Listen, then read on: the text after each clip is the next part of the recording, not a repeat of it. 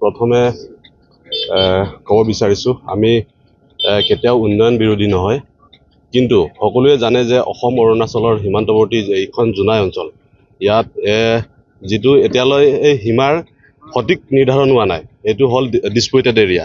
কিন্তু সকলোৱে জানে ডিছপুটেড এৰিয়াত পাৰ্মানেণ্ট যিকোনো বস্তু নবনায়, কিন্তু অৰুণাচলৰ ফালৰ পৰা বাৰে বাৰে নিয়ম ভংগ কৰি ইহঁতে ৰাস্তা নিৰ্মাণ কৰিব বিচাৰিছে। আমি ইয়াৰ বাবে বহুত দিনৰ পৰা যুঁজি আছোঁ।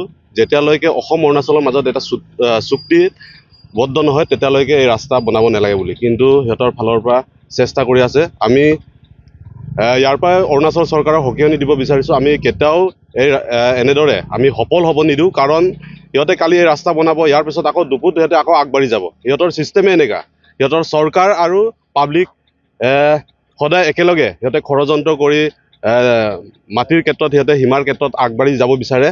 কিন্তু আমি এতিয়া অলপ দুখ পাইছোঁ, আমাৰ জোনাইৰ জনসাধাৰণে সদায় পহৰা দি থাকে, কিন্তু আমাৰ যিসকল চৰকাৰী কৰ্মচাৰী সেইসকলে নিজৰ চাকৰিটোহে ভাবে, সিহঁতে কিন্তু এইবোৰ ক্ষেত্ৰত সদায় চকুমুদি থাকে, যাৰ ফলস্বৰূপে আজি পুনৰ এনেধৰণৰ ঘটনা ইয়াত সংঘটিত হ'ব পাইছে। আজি পুৱাই আমাৰ জোনাই প্ৰশাসনক এই বিষয়ে অৱগত কৰা হৈছিলে, কিন্তু তেখেতলোকে এতিয়ালৈকে উপস্থিত নহয়।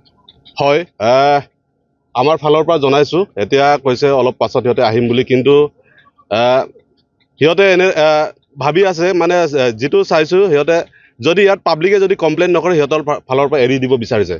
কাৰণ এইটো আমি ক'বলৈ বাধ্য হৈছোঁ, এতিয়া এবাৰ নহয় দুবাৰ নহয় বহুবাৰ কৈছোঁ, যদিহে বনাব আছে দুটা চৰকাৰ ইয়াত, অসম আৰু অৰুণাচল দুটা চৰকাৰ পক্ষ ইয়াত চুক্তি এটা কৰক, এইটো যেন কোনো বাউণ্ডাৰী নহয়, অনাগত দিনত যেন এই যেন অৰুণাচল হৈ নাযাব, ইয়াৰ কাৰণে এটা চুক্তি কৰি দিয়ক, অন্যথা আমি মানি নলওঁ, এইটোৱে কৈছোঁ। আমি কৈছিলোঁ যে এই য'ত ৰাস্তা নিৰ্মাণ কৰিছে এই মাটি অসমৰ মাটি, গতিকে যিসকলে ৰাস্তা নিৰ্মাণ কৰি আছে তেওঁলোকক আমি কৈছিলোঁ যে ইয়াত চুক্তি হ'ব লাগে, অসমৰ মাটি অৰুণাচল চৰকাৰে ৰাস্তা নিৰ্মাণ কৰিছে আমি ভাল পাইছোঁ, ডেভেলপমেণ্ট কৰিছে আমি ভাল পাইছোঁ, কিন্তু আমি এটা কথা চিন্তা কৰিবলৈ আমি বাধ্য হৈছোঁ যে অনাগত সময়ত অৰুণাচলৰ মাটি বুলি তেওঁলোকে দাবী কৰিব ৰাস্তা নিৰ্মাণ কৰাৰ পাছত। গতিকে এই কথা বতৰাবোৰ আমি চিন্তা কৰিবলৈ বাধ্য হৈছোঁ।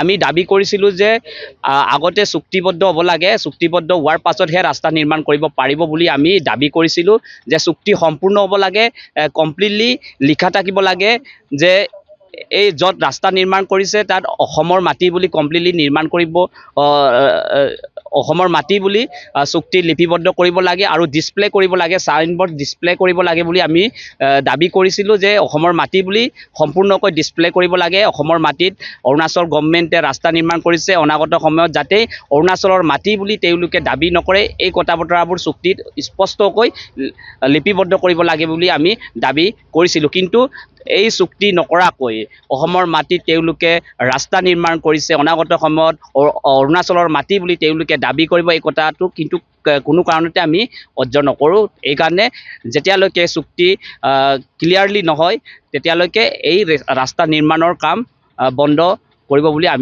আমাৰ ফালৰ পৰা আমি দাবী কৰিছোঁ, আৰু কোনো কাৰণতে এই কাম কাজ আমি হ'বলৈ নিদিওঁ। বিশেষভাৱে এটা কথা গম পাইছোঁ যে মানে এতিয়া এই ৰাস্তাটো নিৰ্মাণ কৰিব যিটো ৰখাই থোৱা আছিলে, কিন্তু আমাৰ প্ৰশাসন ফালৰ পৰা, ধেমাজি জিলাৰ প্ৰশাসন ফালৰ পৰা ইয়াত মানে বনাব পাৰে বুলি পাৰ্মিশ্যন দিছে বুলি আমি গম পাইছোঁ। কি ক'ব?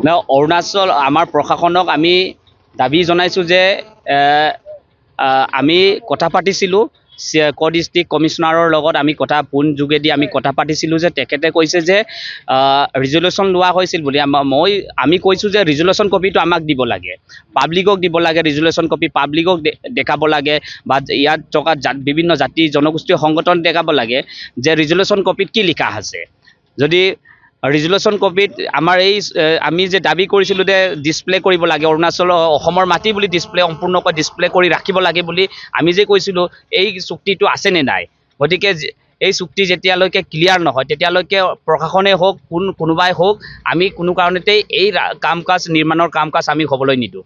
পূৰ্বতে দুবাৰকৈ ইহঁতে বনাবলৈ চেষ্টা কৰিছিলে, বিভিন্ন দল সংগঠনে ৰখা হৈছিলে, তৎসত্ত্বেও আজি পুনৰ মানে ইহঁতে এই নিৰ্মাণৰ কামটো আৰম্ভ কৰিব লৈছে, আৰু ইতিমধ্যে বিভিন্ন দল সংগঠনে জোনাই স্থানীয় প্ৰশাসনক জনোৱা হৈছে, এতিয়ালৈকে উপস্থিত হোৱা নাই। অৰুণাচল প্ৰশাসন আৰু জোনাই স্থানীয় প্ৰশাসনক আপোনালোকে সংগঠনৰ তৰফৰ পৰা কি ক'ব?